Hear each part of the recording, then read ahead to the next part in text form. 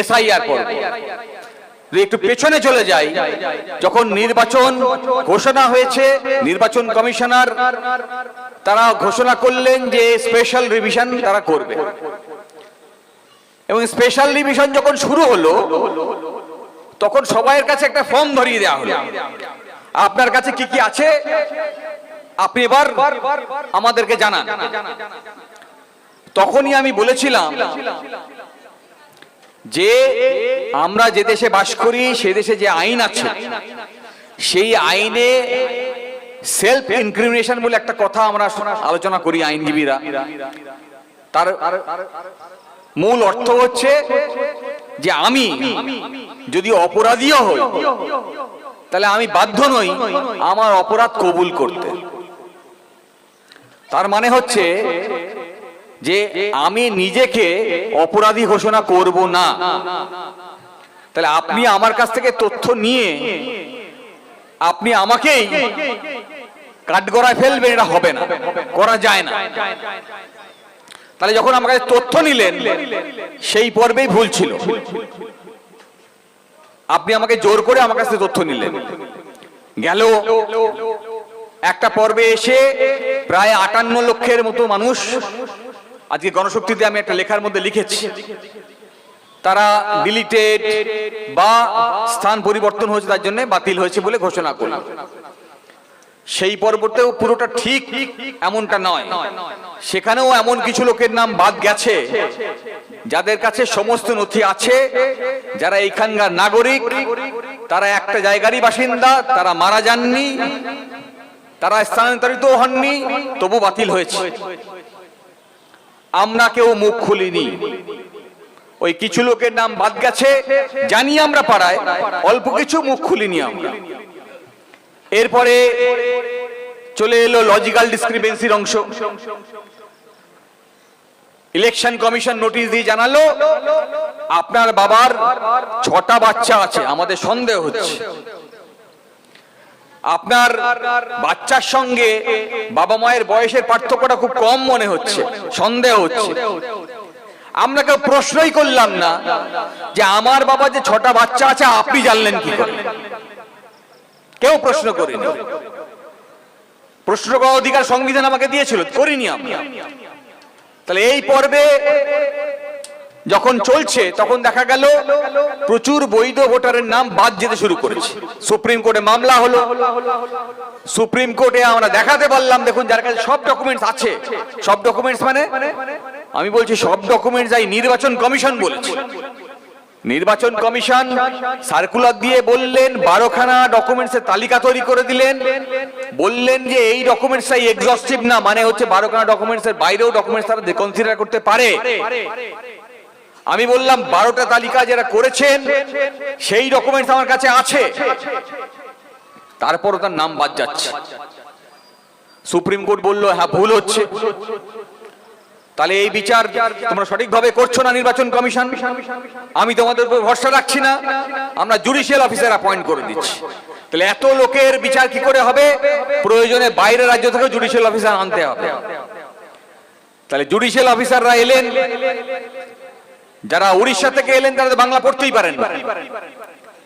তাহলে যদি ধরে নিই যে সব সঠিকভাবে হচ্ছে, যিনি বাংলা জানেন না তিনি আপনার নথি কনসিডার করতে পারবেন না, বাতিল হল। আমি এখানে খুব গুরুত্বপূর্ণ কথা একটা আছে, আমি নির্বাচনে আগে বলেছিলাম, এসআইআর পর্বে বলেছিলাম যে তথ্য যে নথি আপনি দিচ্ছেন, যে অফিসারদের কাছে দিচ্ছেন, তারা আমার রাজ্যে ডিএম, বিডিও, এসডিও, বিএলআরও, একেবারে নিচু স্তরে বিএলও পর্যন্ত, তাহলে তাদের কাছে যে নথি দিচ্ছেন সেই নথি সংরক্ষিত হচ্ছে তো, পৌঁছাচ্ছে তো অফিসারদের কাছে? আমাদের কাছে খবর আছে না, যাচ্ছে না। জাস্টিস শিবাঙ্কারাম যখন ট্রাইব্যুনালে বসে বিচার করছেন তখন বাতিল করার সময় বলছেন কোনো রেকর্ড নেই, অর্ডারে লিখছেন কোনো রেকর্ড নেই। তাহলে আপনার নাম নির্বাচন কমিশনের তালিকায় ছিল, এতদিন ধরে ভোট দিয়ে এসছেন, কারোর বছর 60 বছর, কারোর বছর 80 বছর, তাহলে এই ভোট দেওয়ার পরে আজকে আপনার নাম বাতিল হচ্ছে, তাহলে এতদিন ধরে যারা ভোট দিচ্ছিলেন, যারা নতুন ভোটার তাদের কাছে বাদ দিচ্ছি আমি, যারা এতদিন ধরে ভোট দিচ্ছিলেন তাদের একটা অধিকার তৈরি হয়েছে। এবছরও তারা ভোট দেবে, তাদের প্রতিনিধি বাছাই করবে। গণতান্ত্রিক কাঠামোর মধ্যে, প্রজাতান্ত্রিক কাঠামোর মধ্যে এটাই আমাদের উপায়। তাহলে সেই পর্বে নির্বাচন কমিশনের দায়িত্ব ছিল যাতে একটিও ভোটারের নাম বাদ না যায়। তাহলে নির্বাচন কমিশন কি করলো? একটা বড় অংশের নাম বাদ দিল। সুপ্রিম কোর্ট কি করলো? বললো ভুল করছো, আমি জুডিশিয়াল অফিসার অ্যাপয়েন্ট করছি। জুডিশিয়াল অফিসার অ্যাপয়েন্ট করলে তার বিরুদ্ধে বিচার করলে অ্যাপিল করবো কোথায়? আচ্ছা ঠিক আছে, হাইকোর্টে জাজ নিয়োগ করে দিচ্ছি, ট্রাইব্যুনাল করে দিচ্ছি। আমি এইখানেই প্রশ্ন তুলছি। আমি বলছি যে সুপ্রিম কোর্টে বা কোনো বিচারালয়ে, সেটা হাইকোর্টের মুন্সিপ কোর্ট হতে পারে বা ম্যাজিস্ট্রেট কোর্ট হতে পারে, আমরা যাই কখন? যখন দেখি কোনো আইন লঙ্ঘিত হচ্ছে, আইন ভঙ্গ হচ্ছে। তাহলে আইন যদি ভুল করে, আইন যদি না মানে, যদি বেআইনি কোনো কাজ হয়, তাহলে জুডিশিয়ারির কাজ হচ্ছে ওই চেক অ্যান্ড ব্যালেন্সের মধ্যে দিয়ে আইনের রাস্তায় ফেরত নিয়ে আসা। যেটাকে ট্রাক থেকে বেরিয়ে গেছে, ডিরেলড হয়েছে, সেই ট্রামটাকে রেলের লাইনে ফেলতে হবে, ট্রাকে ফেলতে হবে। এটাই জুডিশিয়ারির কাজ। তাহলে যদি কোনো অন্যায় হয়ে থাকে তাহলে অন্যায়কে বাতিল করতে হতো, যদি ভুল হয়ে থাকে এসআইআর পর্বকে বাতিল করতে হতো। এসআইআর তো করাই যায় না। আমি বিভিন্ন জায়গায় বক্তৃতাতে বলেছি যে আমরা যা জানি 1950 সালে যে আইন আছে, সেই আইনে প্রতিটি নির্বাচনের আগে, আপনারাও জানেন প্রতি বছরই হয়, নির্বাচনের আগে রিভিশন করতে হয়। তাহলে সেই রিভিশন করার কথা ছিল। যদি সেই রিভিশন করতে গিয়ে কোথাও বাড়তি ভুল হয়ে থাকে, তখন কারণ দর্শন করতে হয়, কারণ রেকর্ড করতে হয়, করে তখন স্পেশাল রিভিশনে পর্ব হতে পারে, যে কোনো একটা পার্টিকুলার বুথে বা কোন একটা পার্টে, কোন একটা পার্টিকুলার অ্যাসেম্বলিতে। কিন্তু সারা রাজ্য জুড়ে স্পেশাল রিভিশন করা যায় না। নির্বাচন কমিশন যা যুক্তি দেখিয়েছে, সুপ্রিম কোর্ট যেটাকে গ্রহণ করেছে, সম্মানের সঙ্গে জানাচ্ছি, সুপ্রিম কোর্টকে সম্মান জানাই, দেশের আইন বিচার ব্যবস্থাকে সম্মান জানাই। সমালোচনা করার অধিকার আমাদের আছে, সংবিধান সেই অধিকার দিয়েছে। তাই দৃঢ়তার সঙ্গে বলছি, সুপ্রিম কোর্ট যে বিচার দিয়েছে তা আইনসম্মত হয়নি। সুপ্রিম কোর্টের দায়িত্ব ছিল এই সমস্ত পর্বকে বাতিল করে মানুষের ভোটাধিকার ফেরানো, যাতে একটিও মানুষ ভোটাধিকার থেকে বঞ্চিত না হয়। আজকে যে পরিস্থিতিতে দাঁড়িয়ে আছি আমরা, যেভাবে অ্যাপিলে শুনানি হচ্ছে, উত্তর 24 পরগনা যেখানে যে জায়গায় আমরা দাঁড়িয়ে আছি, সেই জেলার ট্রাইব্যুনালের দায়িত্বে ছিলেন জাস্টিস শিবজ্ঞানম, যিনি যে কথা বলছিলাম যে যখন বিচার করছেন তখন বলছেন যে কোনো রেকর্ডই নেই। আপনারা সবাই আদালতে যান যখন প্রয়োজন পড়ে। আমরা যখন জজ করে অ্যাপিল করি তখন মুন্সিপ কোর্ট থেকে একটা, ম্যাজিস্ট্রেট কোর্ট থেকে একটা অর্ডার নিয়ে যায়। কোনো অর্ডার থাকলে সেই অর্ডারের বিরুদ্ধে অ্যাপিল করি। আমরা আজকের দিনে কেউ জানি না যে কেন আমার নাম বাতিল হয়েছে। এই হচ্ছে চরম বাস্তবতা। আর যদি একটু পরিসংখ্যান দেখি, যদি নিজের এলাকায় খোঁজ করি, তাহলে দেখবেন যত নাম বাতিল হয়েছে তার মধ্যে সর্বাপেক্ষা বেশি হচ্ছে মুসলিম, Matua, schedule caste, schedule tribe, যারা সমাজে পিছিয়ে পড়া অংশ, সামাজিকভাবে, অর্থনৈতিকভাবে, শিক্ষায় যারা পিছিয়ে আছে, যাদের দায়িত্ব ছিল সরকারের দায়িত্ব ছিল, সরকারের দায়িত্ব ছিল যে সংবিধানের যে নীতি প্রণয়নের যে গাইডলাইন আছে, সেই গাইডলাইন মেনে মানুষের মধ্যে অর্থনৈতিক বৈষম্য দূর করা। আমাদের সংবিধানে আর্টিকেল 39 সে কথাই বলেছে। একটু আগে প্রতাপদা বলছিলেন যে 3% আজ কাছে সমস্ত সম্পত্তি পুঞ্জীভূত হচ্ছে, আর আমার সংবিধান বলছে যে রাষ্ট্রের নীতি এমন হবে না যাতে কনসেন্ট্রেশন অফ ওয়েলথ হয়। যারা মার্ক্সবাদী রাজনীতিতে বিশ্বাস করেন তারা ঠিক এইটাকেই তাদের ভাষায় বলে অ্যাকুমুলেশন বাই ডিসপোজিশন। তাহলে যে ফিলোসফি, যে দর্শন, মার্কস, কার্ল মার্কসের কথা আমরা যা চর্চা করি, আমরা যারা মার্কসবাদী তারা যে চর্চা করি, আর আমাদের যে সংবিধান, তার সঙ্গে এই প্রশ্নে কোনো দ্বন্দ্ব নেই। একথা মানুষের কাছে পৌঁছায় না, পৌঁছাতে হবে। আপনাদের কাছে আমি যখন এই বার্তা নিয়ে আসছি, তখন এই কথা বলার জন্য আসছি যে প্রতাপদা যে কথা বলেছেন, সেই কথা আমার সংবিধান বলেছে যে রাষ্ট্রের নীতি এমন হবে যাতে কনসেন্ট্রেশন অফ ওয়েলথ না হয়, রাষ্ট্রের নীতি এমন হবে যাতে ডিস্ট্রিবিউশন অফ ওয়েলথ এমন হয় বা ব্যবহার এমন হয় সম্পদের যাতে মানুষের মধ্যে অর্থনৈতিক বৈষম্য দূর হয়। আর এই দূর করার জন্যই তো রিজার্ভেশন পলিসি করা হয়। আজকে দেখুন, বিজেপি সরকার এসেই সেই রিজার্ভেশন পলিসি তুলে দেওয়ার চেষ্টা করছে। সকলে জানেন যে ওবিসির যে সংরক্ষণ ছিল তা কমিয়ে দেওয়া হয়েছে। যারা পিছিয়ে পড়া আছে তারা আরো পিছিয়ে পড়বে। তাহলে এই যখন পিছিয়ে পড়ছে, যখন এই বৈষম্য আরো বাড়ছে, মানুষের মধ্যে ক্ষোভ বাড়ছে, যখন হকারদের উচ্ছেদ হচ্ছে, মানুষের মধ্যে ক্ষোভ বাড়ছে, তাহলে গরিবের অধিকার যেখানে যেখানে লঙ্ঘিত হচ্ছে, মানুষের মধ্যে যখন ক্ষোভ বাড়ছে, তখন মানুষ তার এই ক্ষোভের বহিঃপ্রকাশ ঘটায় কোথায়? ওই যখন ভোট বাক্স আসে, সেখানে গিয়ে সে ভোট দিয়ে বলে যে আপনি যে নীতি প্রণয়ন করেছেন সেই নীতি আমার সংবিধানের বিরুদ্ধে, আমি আমার সংবিধানের অধিকারকে সংরক্ষিত রাখতে চাই, আমি আমার সংবিধানকে রক্ষা করার জন্য আপনার বিরুদ্ধে ভোট দিতে চাই। আর যখন আপনি চান আপনার বিরুদ্ধে, ওর বিরুদ্ধে ভোট দিতে, তখন ওরা নিশ্চিত করতে চায় আপনি যাতে ভোট দিতে না পারেন।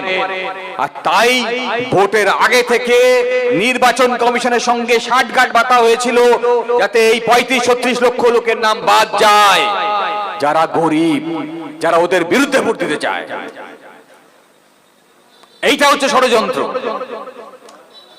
আর এই ট্রাইব্যুনাল যেভাবে চলছে, আমি বলেছি বিভিন্ন জায়গায় গিয়ে একই কথা বলছি যে যেভাবে যে গতিতে শুনানি চলছে, তাতে এই 38 লক্ষ অ্যাপিলের হিয়ারিং শেষ হতে প্রায় 20 বছর লেগে যাবে।